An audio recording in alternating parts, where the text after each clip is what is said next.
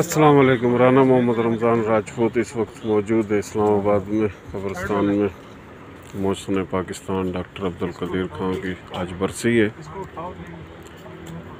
1 साल हो गया है। ये भी फिलहाल तो यहाँ पर आए थे, अभी फूल चढ़ाए और दुआ मांगी। काफ़ी तादाद में आ रहे हैं यहाँ पर भाई। डॉक्टर अब्दुल कदीर खान पाकिस्तान की शान, पूरी दुनिया में मुसलमानों की शान। डॉक्टर अब्दुल कदीर खान जिसकी आज बरसी है 10 अक्टूबर को। 1 साल हो गया है। पूरे पाकिस्तान की आवाम, पूरी दुनिया में मुसलमान मोहब्बत करते हैं इनसे।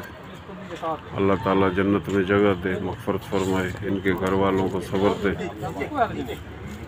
दूर दूर से आ रहे हैं पूरे पाकिस्तान से। मोहब्बे वतन पाकिस्तानी।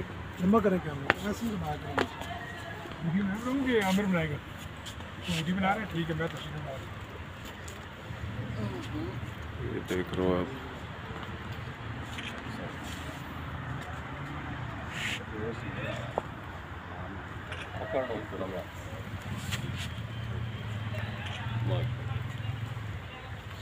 Thank you. आप करना